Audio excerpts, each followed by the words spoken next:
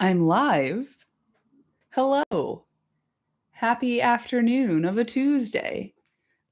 You are getting a view that if you played softball against me between 2006 and 2009, this is a very familiar look. I went to the gym earlier and I haven't washed my hair. Sue me. So, we're getting chapeau today. We're doing chapter 5, Riddles in the Dark. One of my favorite chapters of any book ever. Let's fucking go. Okay, so we're just gonna get going because I'm very fucking excited. For The Hobbit, chapter 5, Riddles in the Dark. And just remember last time on Bilbo fell off of Dory's back, hit his head on a rock, and everything was dark. When Bilbo opened his eyes, he wondered if he had, for it was just as dark with them shut. No one was anywhere near him. Just imagine his fright. He could hear nothing, see nothing, and he could feel nothing except the stone of the floor. Very slowly he got up and groped about on all fours till he touched the wall of the tunnel, but neither up nor down it could he find anything, nothing at all, no sign of goblins, no sign of dwarves. His head was swimming, and he was far from certain even of the direction they had been going in when he had his fall. He guessed as well as he could and crawled along for a good way, till suddenly his hand met what felt like a tiny ring of cold metal lying on the floor of the tunnel. It was a turning point in his career, but he did not know it. You can fucking say that again! He put the ring in his pocket almost without thinking. Certainly it did not seem of any particular use at the moment. He did not go much further, but sat down on the cold floor and gave himself up to complete miserableness for a long while. He thought of himself frying bacon and eggs in his own kitchen at home, for he could feel inside that it was high time for some meal or other, but that only made him miserabler. Soft launching the MacGuffin. Babe. It was a turning point in his career, but he did not know it. Works on several levels, babe. After some time, he felt for his pipe. It was not broken, and that was something. Then he felt for his pouch, and there was some tobacco in it, and that was something more. Then he felt for matches, and he could not find any at all, and that shattered his hopes completely. Just as well for him as he agreed when he came to his senses. Goodness knows what the striking of matches and the smell of tobacco would have brought on him out of dark holes in that horrible place. Still, at the moment, he felt very crushed. But in slapping all his pockets and feeling all round himself for matches, his hand came on the hilt of his little sword, the little dagger that he got from the trolls, and that he'd quite forgotten. Nor, unfortunately, had the goblins noticed it, as he wore it inside his breeches. Nerd shit. Huge nerd shit. Also, I know that pipeweed is tobacco. Okay, we all know that, but it is very funny to think of it as being weed. And that Bilbo's like, dude, I just need to take a hit right now. And it's like, good thing you didn't have a match because all of the goblins would have smelled that dirty. And everyone would know you had the loud pack, Bilbo. And that's not what you need right now, buddy. Also, he wears his sword inside his breeches, which is insane. Now he drew it out. It shone pale and dim before his eyes. So it is an elvish blade too, he thought, and goblins are not very near, and yet not far enough. But somehow he was comforted. It was rather splendid to be wearing a blade made in Gondolin for the goblin wars of which so many songs had sung, and also he noticed that such weapons made a great impression on goblins that came upon them suddenly. Go back, he thought? No good at all. Go sideways? Impossible. Go forward? Only thing to do. On we go. So up he got, and trotted along with his little sword held in front of him, and one hand feeling the wall, and his heart all of a patter and a pitter. Oh, my brave little toaster. He's so cute. Thank Eru, his pipe wasn't broken. Genuinely, like, these hobbits seem to be really good at keeping their pipes intact, if nothing else. Goodness knows what Nightmare Blunt rotation would have tried to get in on his weed. Can you imagine? And then, like, I bet the pommel of Sting unscrews and you can put your weed in there. Now, certainly, Bilbo was in what is called a tight place. But you must remember it was not quite so tight for him as it would have been for me or for you. Hobbits are not quite like ordinary people, and after all, if their holes are nice, cheery places and properly aired, quite different from the tunnels of the goblins. Still, they are more used to tunneling than we are, and they do not easily lose their sense of direction underground, not when their heads have recovered from being bumped. Also, they can move very quietly and hide easily and recover wonderfully from falls and bruises, and they have a fund of wisdom and wise sayings that men have mostly never heard of or forgotten long ago. I should not have liked to have been in Mr. Baggin's place all the same. The tunnel seemed to have no end. All he knew was that it was still going down pretty steadily and keeping in the same direction in spite of a twist and a turn or two. There were passages leading off to the side every now and then, as he knew by the glimmer of his sword, or could feel with his hand on the wall. Of these he took no notice, except to hurry past for fear of goblins or half-imagined dark things coming out of them. On he went, and down, and still he heard no sound of anything except the occasional whir of a bat by his ears, which startled him at first till it became too frequent to bother about. I do not know how long he kept on like this, hating to go on, not daring to stop, on until he was tireder than tired. It seemed like all the way to tomorrow and over it to the days beyond. Can I just say real quick, the first time I read this book, I was like 9 or 10. And this chapter and like the image and the feeling of Bilbo holding his sword out in front of him and like his other hand is on the wall to like guide him, and it's completely dark and he's fucking terrified and bats keep flying past his ears. I was right there with him, bud. I was so scared. Like, the mental image is still like very effective for me. Where like, ooh, I remember just holding hands with Bilbo and he had his hand on the wall and we were somehow both grasping his sword, walking through this tunnel together, because this stuck with me, dude. This fucking freaks me out. I still can't, I have a hard time in caves as a result of this. Suddenly, without any warning, he trotted, splash, into water. Ugh, it was icy cold. That pulled him up sharp and short. He did not know whether it was just a pool in the path, or the edge of an underground stream that crossed the passage, or the brink of a deep, dark subterranean lake. The sword was hardly shining at all. He stopped, and he could hear, when he listened hard, drops, drip, drip, dripping from an unseen roof into the water below, but there seemed no other sort of sound. So it is a pool or a lake and not an underground river, he thought. Still, he did not dare to wade out into the darkness. He could not swim, and he thought too of nasty, slimy things with big, bulging, blind eyes wriggling in the water. There are strange things living in the pools and lakes in the hearts of mountains. Fish whose fathers swam in. Pardon me. Fish whose fathers swam in, goodness only knows how many years ago, and never swam out again, while their eyes grew bigger and bigger and bigger from trying to see in the blackness. Also, there are other things more slimy than fish. Even in the tunnels and caves the goblins have made for themselves, there are other things living unbeknown to them that have sneaked in from outside to lie up in the dark. Some of these caves, too, go back in their beginnings to ages before the goblins, who only widened them and joined them up with passages, and the original owners are still there, in odd corners, slinking and nosing about. You've heard of frogging? Get ready for the fucking horrors of the tunnels, my dude. Deep down here by the dark water lived old Gollum, a small, slimy creature. I don't know where he came from, nor who or what he was. He was Gollum, as dark as darkness, except for two big, round, pale eyes in his thin face. He had a little boat, and he rowed about quite quietly on the lake, for lake it was, wide and deep and deadly cold. He paddled it with large feet dangling over the side, but never a ripple did he make. Not he. He was looking out of his pale lamp-like eyes for blind fish, which he grabbed with his long fingers as quick as thinking. He liked meat, too. Goblin he thought good when he could get it, but he took care they never found him out. He just throttled them from behind if they ever came down alone anywhere near the edge of the water while he was prowling about. They very seldom did, for they had a feeling that something unpleasant was lurking down there, down at the very roots of the mountain. They had come in the lake when they were tunneling down long ago, and they found they could go no further, so there their road ended in that direction, and there was no reason to go that way, unless the great goblin sent them. Sometimes he took a fancy for fish from the lake, and sometimes neither goblin nor fish came back. I don't know where he came from. Lies. Utter, complete lies.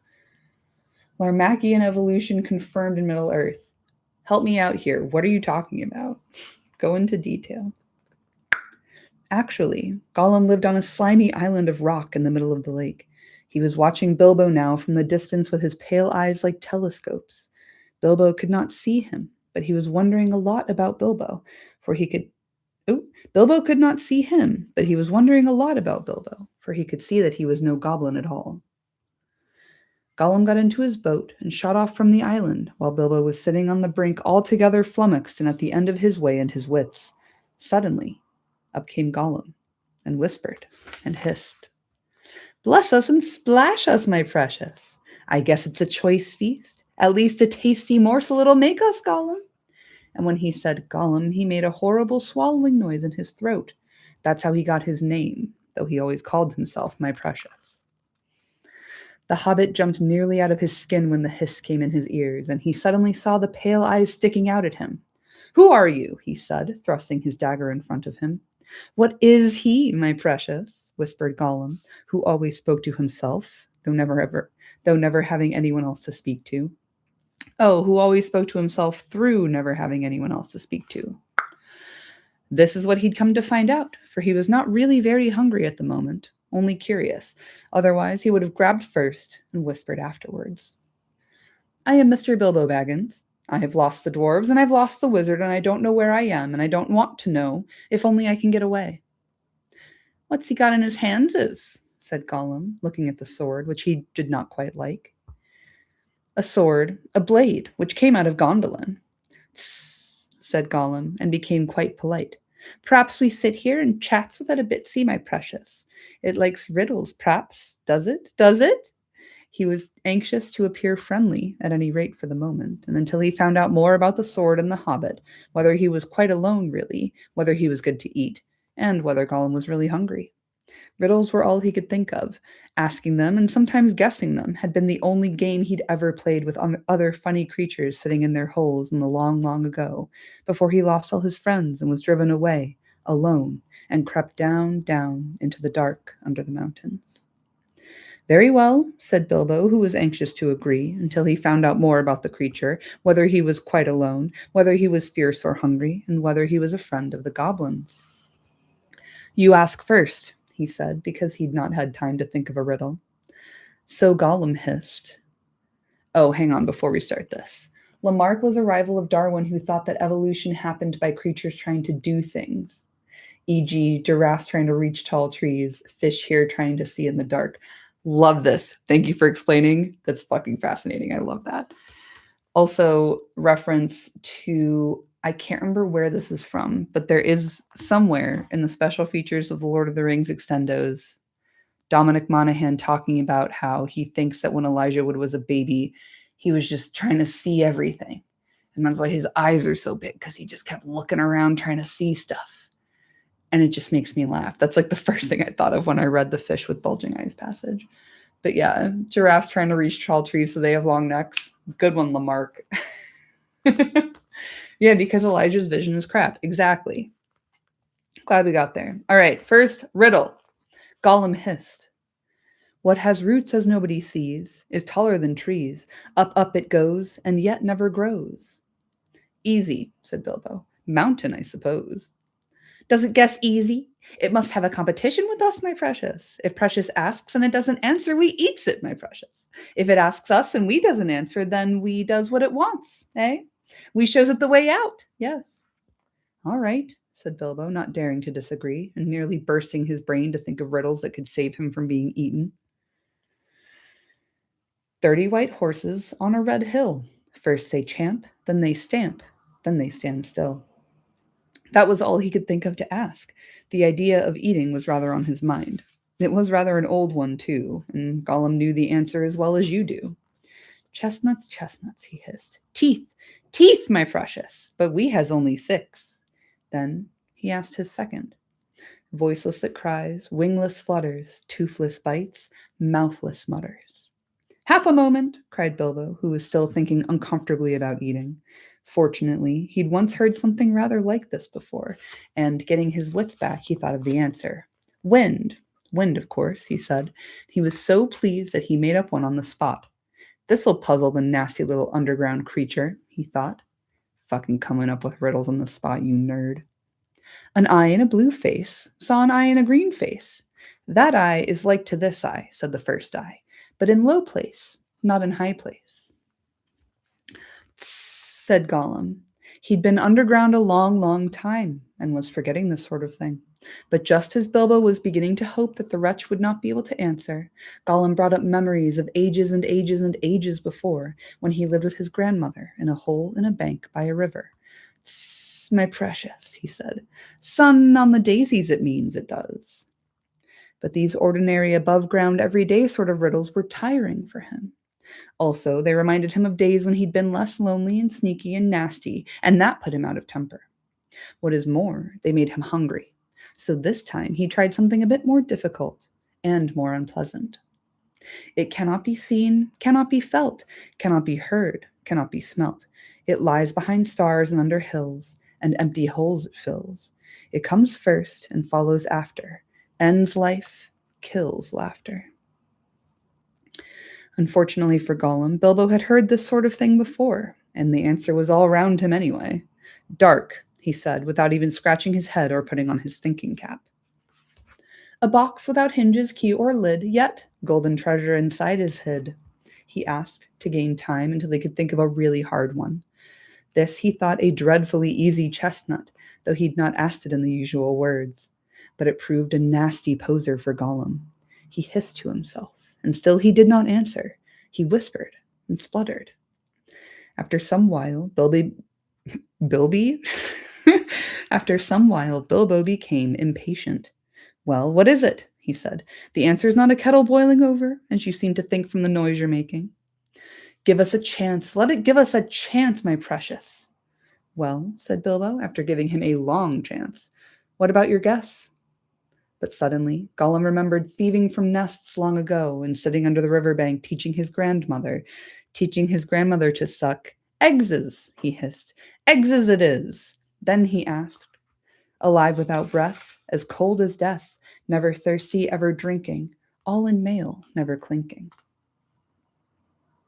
He also, in his turn, thought this was a dreadfully easy one, because he was always thinking of the answer. But he could not remember anything better at the moment. He was so flustered by the egg question. All the same, it was a poser for poor Bilbo, who'd never had anything to do with the water if he could help it. I imagine you know the answer, of course, or can guess it as easy as winking, since you're sitting comfortably at home and have not the danger of being eaten to disturb your thinking.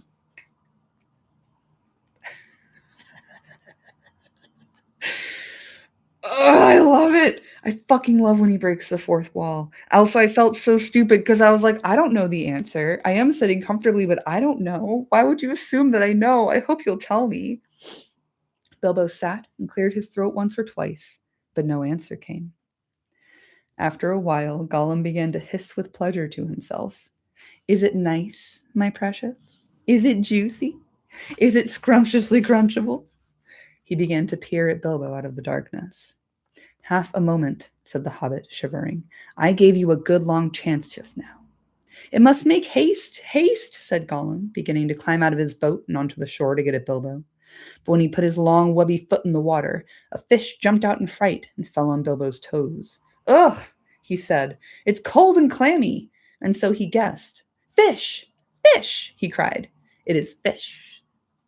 Gollum was dreadfully disappointed, but Bilbo asked another riddle as quick as ever he could, so that Gollum had to get back into his boat and think. No legs lay on one leg, 2 legs sat near on 3 legs, 4 legs got some. It was not really the right time for this riddle, but Bilbo was in a hurry. Gollum might have had some trouble guessing it if he'd asked it at another time. As it was, talking of fish, no legs was not so very difficult, and after that the rest was easy. Fish on a little table, man at table sitting on a stool, the cat has the bones. That, of course, is the answer, and Gollum soon gave it. Then he thought the time had come to ask something hard and horrible. This is what he said. This thing all things devours, birds, beasts, trees, flowers, gnaws iron, bites steel, grinds hard stones to meal, slays king, ruins town, and beats high mountain down. Poor Bilbo sat in the dark thinking of all the horrible names of all the giants and ogres he'd ever heard of in tales, but not one of them had done all these things. He had a feeling that the answer was quite different and that he ought to know it, but he could not think of it. He began to get frightened, and that's bad for thinking. Gollum began to get out of his boat. He flapped into the water and paddled to the bank. Bilbo could see his eyes coming towards him. His tongue seemed to stick in his mouth. He wanted to shout out, "Give me more time! Give me more time!" But all that came out with a sudden squeal was time! Time! Bilbo was saved by pure luck, for that, of course, was the answer.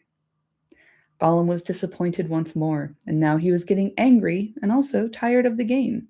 It had made him very hungry indeed. This time he did not go back to the boat.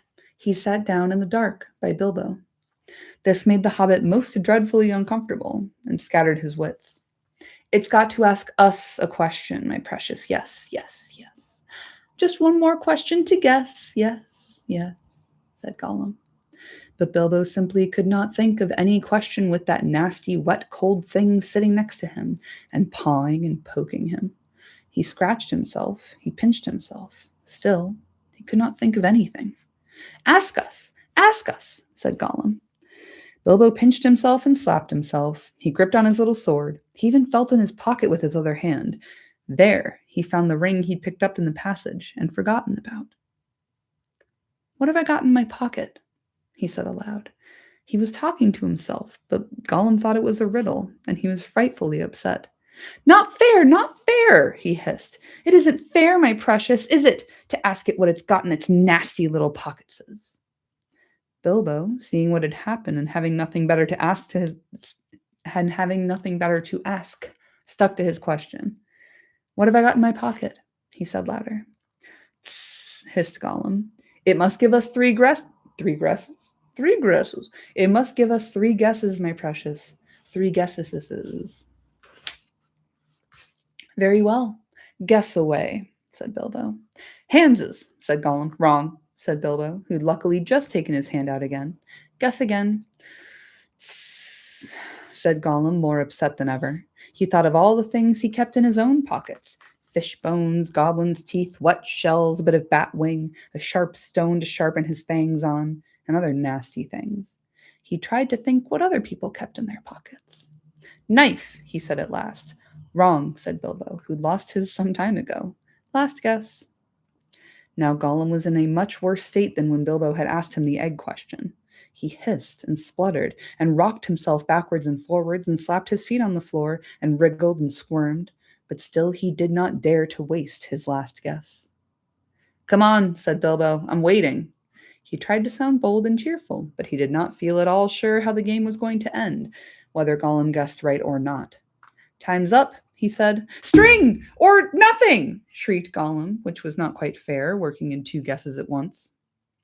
"Both wrong," cried Bilbo, very much relieved, and he jumped at once to his feet, put his back to the nearest wall, and held out his little sword. He knew, of course, that the riddle game was sacred and of immense antiquity, and even wicked creatures were afraid to cheat when they played at it. But he felt he could not trust this slimy thing to keep any promise at a pinch. Any excuse would do for him to slide out of it. And after all, that last question had not been a genuine riddle, according to the ancient laws. Can we consult the rule book? I love the riddle game is sacred and the ancient laws. But at any rate, Gollum did not at once attack him. He could see the sword in Bilbo's hand. He sat still, shivering and whispering. At last, Bilbo could wait no longer. The illustration for this bit scared the heck out of me as a kid. Yeah, which one? Which illustrated version did you have? I'm curious. Because I've seen the Swedish one, I think. Is it Tove Jansson? I can't remember. But like the giant Gollum in the lake. I love that one. Yeah, I'm loving this apparent rule book. Does it say anything about Airbud? There's nothing in the rules that says a hobbit can't ask a question in a riddle game. Yeah, wait until the International Riddle Association hears about this. I'll be writing them a strongly worded letter. "Well," Bilbo said, "what about your promise? I want to go. You must show me the way." "Did we say so, precious? Show the nasty little baggins the way out?" "Yes, yes. But what has it got in its pockets is A, not string, precious, but not nothing. Oh no, Gollum. Never you mind, said Bilbo. A promise is a promise. Cross it is, impatient, precious, hissed Gollum. But it must wait. Yes, it must. We can't go up the tunnel so hasty. We must go and get some things first. Yes, things to help us. Well, hurry up, said Bilbo, relieved to think of Gollum going away. He thought he was just making an excuse and did not mean to come back. What was Gollum talking about? What useful thing could he keep out on the dark lake? But he was wrong. Bilbo did, sorry, Gollum did mean to come back. He was angry now and hungry, and he was a miserable, wicked creature, and already he had a plan. Not far away was his island, of which Bilbo knew nothing, and there in his hiding place he kept a few wretched oddments, and one very beautiful thing. Very beautiful, very wonderful. He had a ring, a golden ring, a precious ring. My birthday present, he whispered to himself, as he'd often done in the endless dark days. That's what we wants now, yes, we wants it. He wanted it because it was a ring of power, and if you slipped that ring on your finger, you were invisible. Only in the full sunlight could you be seen, and then only by your shadow, and that would be shaky and faint. Ooh, the rules! I forgot about the rules, man. My birthday present. It came to me on my birthday, my precious. So he'd always said to himself. But who knows how Gollum came by that present, ages ago in the old days when such rings were still at large in the world. Perhaps even the master who ruled them could not have said. Gollum used to wear it at first till it tired him, and then he kept it in a pouch next to his skin till it galled him, and now usually he hid it in a hole in the rock on his island. He was always going back to look at it. And still, sometimes he put it on when he could not bear to be parted from it any longer, or when he was very, very hungry and tired of fish. Then he would creep along dark passages looking for stray goblins. He might even venture into dark places where the torches were lit and made his eyes blink and smart, for he would be safe. Oh yes, quite safe. No one would see him, no one would notice him, till he had his fingers on their throat. Only a few hours ago he'd worn it and caught a small goblin imp. How it squeaked. He still had a bone or two left to gnaw, but he wanted something softer. Quite safe, yes, he whispered to himself. It won't see us, will it, my precious? No, it won't see us, and its nasty little sword will be useless. Yeah, quite. That is what was in his wicked little mind as he slipped suddenly from Bilbo's side and flapped back to his boat and went off in the dark. Bilbo thought he'd heard the last of him. Still, he waited for a while, for he had no idea how to find his way out alone. Suddenly, he heard a screech. It sent a shiver down his back. Gollum was cursing and wailing away in the gloom, not very far off by the sound of it. He was on his island, scrabbling here and there, searching and seeking in vain. Where is it? Where is it? Bilbo heard him crying. Lost it is, my precious, lost! Lost! Curse us and crush us, my precious is lost! What's the matter? Bilbo called. What have you lost? Mustn't ask us, shrieked Gollum. Not its business. No, Gollum. It's lost. Gollum, Gollum, Gollum. Well, so am I, cried Bilbo, and I want to get unlost. And I won the game, and you promised. So come along. Come and let me out, and then go on with your looking. Utterly miserable as Gollum sounded, Bilbo could not find much pity in his heart, and he had a feeling that anything Gollum wanted so much could hardly be something good. Come along, he shouted. No, not yet, precious, Gollum answered. We must search for it. It's lost, Gollum. But you never guessed my last question, and you promised, said Bilbo. Never guessed, said Gollum. Then suddenly out of the gloom came a sharp hiss. What has it got in its pocketses? Tell us that. It must tell first. As far as Bilbo knew, there was no particular reason why he should not tell. Gollum's mind had jumped to a guess quicker than his, naturally, for Gollum had brooded for ages on this one thing, and he was always afraid of it being stolen. But Bilbo was annoyed at the delay. After all, he'd won the game pretty fairly and at a horrible risk. Answers were to be guessed, not given, he said. But it wasn't a fair question, said Gollum. Not a riddle, precious, no. Oh, well, if it's a matter of ordinary questions, Bilbo replied, then I asked one first. What have you lost? Tell me that. What has it got in its pocketses? The sound came hissing louder and sharper, and as he looked towards it, to his alarm, Bilbo now saw two small points of light peering at him. As suspicion grew in Gollum's mind, the light of his eyes burned with a pale flame. "What have you lost?" Bilbo persisted. But now the light in Gollum's eyes had become a green fire, and it was coming swiftly nearer. Gollum was in his boat again, paddling wildly back to the dark shore, and such a rage of loss and suspicion was in his heart that no sword had any more terror for him. Bilbo could not guess what had maddened the wretched creature, but he saw that all was up, and that Gollum meant to murder him at any rate. Just in time he turned and ran blindly back up the dark passage down which he'd come, keeping close to the wall and feeling it with his left hand. "What has it got in its pocketses?" he heard hiss loud behind him, and the splash as Gollum leapt from his boat. "What have I wonder?" he said to himself as he panted and stumbled along. He put his left hand in his pocket. The ring felt very cold as it quietly slipped on to his groping forefinger. The hiss was close behind him. He turned now and saw Gollum's eyes like small green lamps coming up the slope. Terrified, he tried to run faster, but suddenly he struck his toes on a snag in the floor and fell flat with his little sword under him. In a moment, Gollum was on him, but before Bilbo could do anything, recover his breath, pick himself up, or wave his sword, Gollum passed by, taking no notice of him, cursing and whispering as he ran. What could it mean? Gollum could see in the dark. Bilbo could see the light of his eyes palely shining even from behind.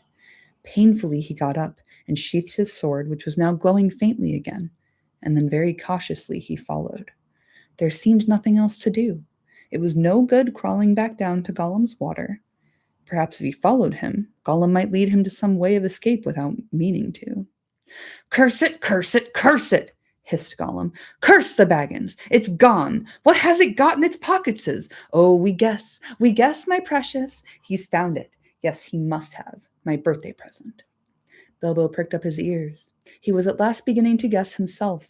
He hurried a little, getting as close as he dared behind Gollum, who was still going quickly, not looking back, but turning his head from side to side, as Bilbo could see from the faint glimmer on the walls. These, flashlight eyes that Gollum has. Ugh. So spooky. Isaac, I need to get a hand on the fucking Alan Lee version. I've never seen it. I need it. I have 2 graphic novel versions of The Hobbit, but I don't have an illustrated edition. Do I? Maybe I do. I'll have a look.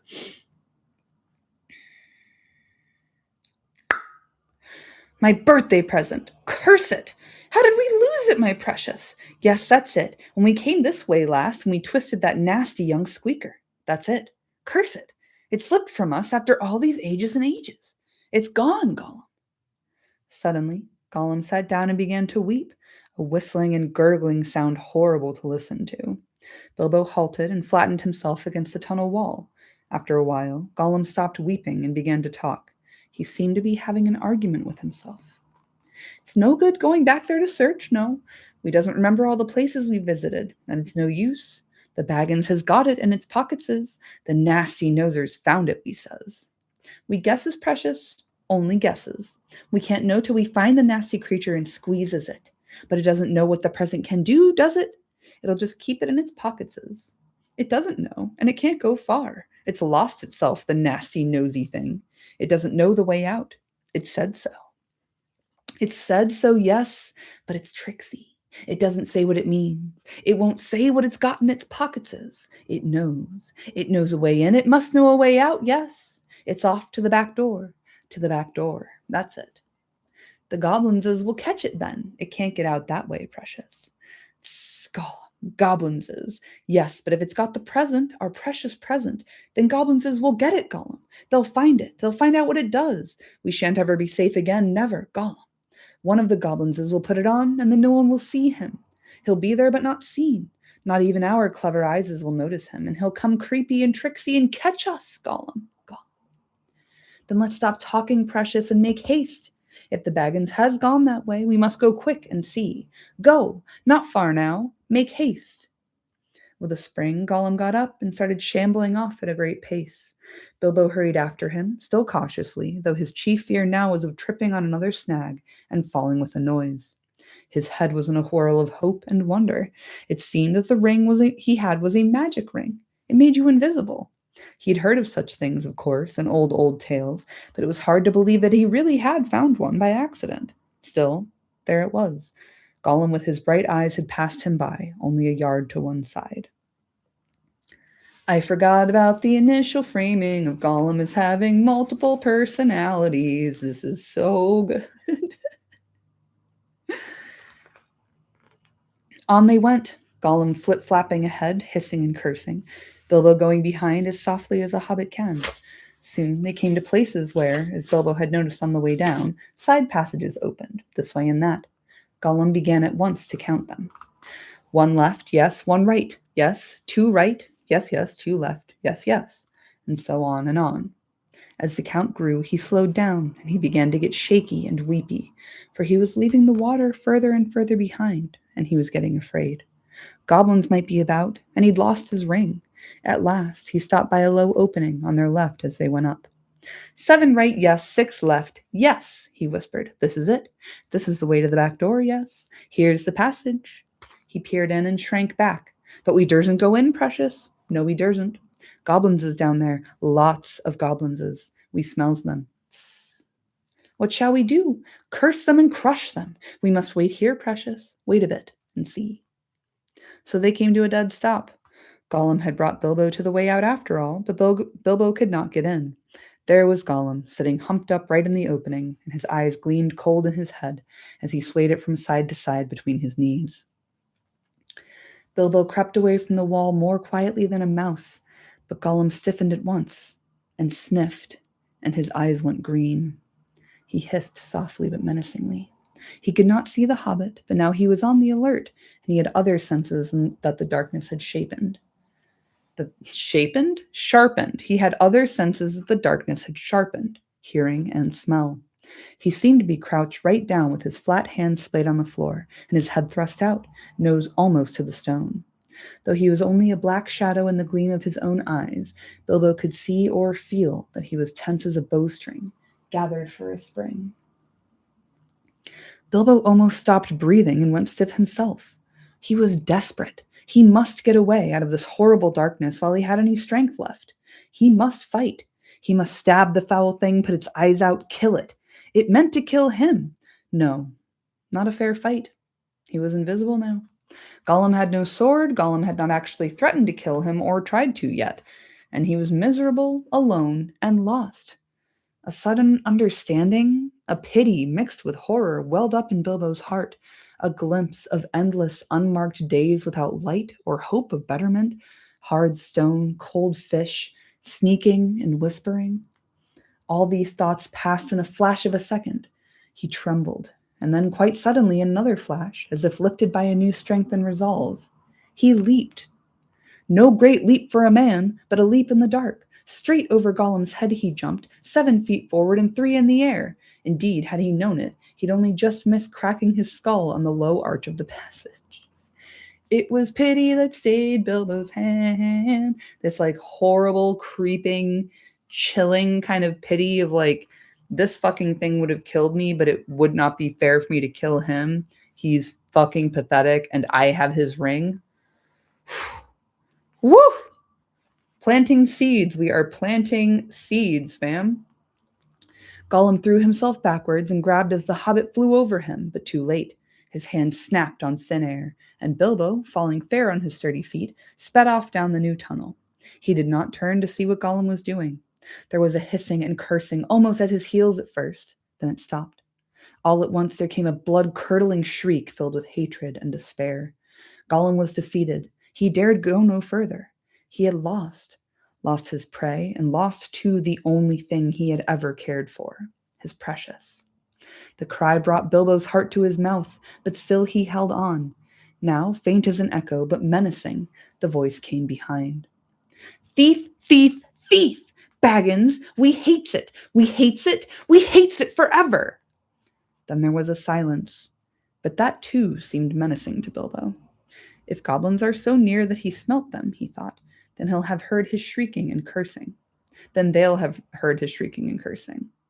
Careful now, or this way will lead you to worse things. The passage was low and roughly made. It was not too difficult for the hobbit, except when, in spite of all care, he stubbed his poor toes again, several times on nasty, jagged stones in the floor. Bit low for goblins, at least for the big ones, thought Bilbo, not knowing that even the big ones, the orcs of the mountains, go along at a great speed, stooping low with their hands almost on the ground.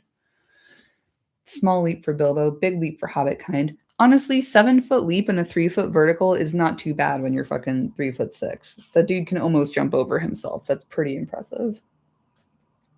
Soon the passage that had been sloping down began to go up again, and after a while it climbed steeply. That slowed Bilbo down, but at last the slope stopped. The passage turned a corner and dipped down again, and there, at the bottom of a short incline, he saw, filtering round another corner, a glimpse of light. Not red light as of fire or lantern, but a pale, out-of-doors sort of light. Then Bilbo began to run. Scuttling as fast as his legs would carry him, he turned the last corner and came suddenly right into an open space where the light, after all that time in the dark, seemed dazzlingly bright. Really, it was only a leak of sunshine in through a doorway, where a great door, a stone door, was left standing open. Bilbo blinked, and then suddenly he saw the goblins in full armor with drawn swords sitting just inside the door and watching it with wide eyes and watching the passage that led to it. They were aroused, alert, and ready for anything. They saw him sooner than he saw them. Yes, they saw him. Whether it was an accident or a last trick of the ring before it took a new master, it was not on his finger. With yells of delight, the goblins rushed upon him. A pang of fear and loss, like an echo of Gollum's misery, smote Bilbo, and forgetting even to draw his sword, he stuck his hands into his pockets. And there was the ring still in his left pocket, and it slipped on his finger. The goblins stopped short. They could not see a sign of him. He'd vanished. They yelled twice as loud as before, but not so delightedly. "Where is it?" they cried. "Go back up the passage," some shouted. "This way," some yelled. "That way," others yelled. "Look out for the door," bellowed the captain. Whistles blew, armor clashed, swords rattled, goblins cursed and swore and ran hither and thither, falling over one another and getting very angry. There was a terrible outcry, to-do, and disturbance. There was a terrible outcry, to-do, and disturbance. Bilbo was dreadfully frightened, but he had the sense to understand what had happened and to sneak behind a big barrel which held drink for the goblin guards, and so get out of the way and avoid being bumped into, trampled to death, or caught by feel. "I must get to the door. I must get to the door," he kept on saying to himself, but it was a long time before he ventured to try. Then it was like a horrible game of blind man's bluff. The place was full of goblins running about, and the poor little hobbit dodged this way and that, was knocked over by a goblin who could not make out what he'd bumped into, scrambled away on all fours, slipped between the legs of the captain just in time, got up, and ran for the door. It was still ajar, but a goblin had pushed it nearly to. Bilbo struggled, but he could not move it. He tried to squeeze through the crack. He squeezed, and he stuck. It was awful. His buttons got wedged on the edge of the door and the doorpost. He could see outside into the open air. There were a few steps running down into a narrow valley between tall mountains. The sun came out from behind a cloud and shone bright on the outside of the door, but he could not get through. Suddenly, one of the goblins inside shouted, "There's a shadow by the door. Something's outside." Bilbo's heart jumped into his mouth. He gave a terrific squirm. Buttons burst off in all directions. He was through, with a torn coat and waistcoat, leaping down the steps like a goat, while bewildered goblins were still picking up his nice brass buttons on the doorstep. Of course, they soon came down after him, hooting and hallooing and hunting among the trees. But they don't like the sun. It makes their legs wobble and their heads giddy. They could not find Bilbo with the ring on, slipping in and out of the shadow of the trees, running quick and quiet, and keeping out of the sun. So soon they went back grumbling and cursing to guard the door. Bilbo had escaped. And that's the end of chapter 5. Maybe not next week, but the week after, we'll get out of the frying pan and into the fire in chapter 6. So, fucking amazing. I love Riddles in the Dark, dude. Any riddle that I know, I got from this chapter of this book. I love the fourth wall breaking. I love how fleshed out Gollum is as a character, even in this early version. I forgot all about all of this. What a delight. This is great. Yeah, him calling himself his precious, him having conversations with himself. It's so stinking creepy. I love it. And the horrible pity that stays Bilbo's hand. I just love it. Also, Bilbo did not win fair and square. Um, he cheated. Bilbo's a nasty, horrible little cheat. Not only is he a burglar, he's a cheat. He's a thief. Um, so yeah, Gandalf selected the right hobbit after all. But it's always kind of sat with me that Bilbo absolutely did not win fair and square. And he tries to lie and pass off that he did win it fair and square. And I think part of, I don't know, sometimes I see people asking, like, well, how come the ring didn't affect Bilbo the same way it affected Gollum, blah, blah, blah. And it's like, because Gollum murdered someone and Bilbo won it in a game of riddles. And it's like, yeah, but he still cheated. He still didn't follow the rules. He still didn't acquire the ring through like completely honest means. I mean, I guess he just found it and picked it up, but whatever. So in Lord of the Rings, there's discussion that there was an original version where Bilbo wins it from Gollum that was published. Was that published? I think, yeah. So there was the first edition Hobbit that existed pre Lord of the Rings suggestion, where like the Hobbit was published, everyone was like, this book fucks, and the publishers were like, yo, JRR, can we get some more Hobbit stuff on the go real quick, please? And so Tolkien wrote The Lord of the Rings, and then as he was developing that, he was like, oh, I have to retcon The Hobbit a little bit to make these two stories match. So there is a different version of The Hobbit that exists in the first edition, and then later editions are corrected to like match up with The Lord of the Rings a little bit better. So I think he removed some of the anachronisms, and he like slightly changed the kind of like riddles bit and like some other pieces to kind of make it work with the lore of the rings, as far as I understand it anyway. Yeah, Tolkien amended The Hobbit after writing Lord of the Rings. Interesting. Has anyone read it? I don't know if I have. I feel like I might have. I think the book that my dad gave me was of The Hobbit was the first edition, but I'll double check. And if I've never read it, baby, you can guarantee I'm going to get my hands on one. Yeah, making Bilbo's apology at the Council of Elrond very metatextual. Indeed. Yes. So yeah, maybe in the future I'll do more of like a comparative text look at The Hobbit versus Lord of the Rings and like the relevant characters and how they appear in each text. Like Gandalf is way sillier, he's way sillier in The Hobbit than he is in Lord of the Rings. Like he's still silly, he's still sassy as fuck in Lord of the Rings, but in The Hobbit he's just that guy. Like he's the best. Semi-canon that the version MCU Bucky Barnes read before. Yep. Very good. Really fun to think of those split timelines.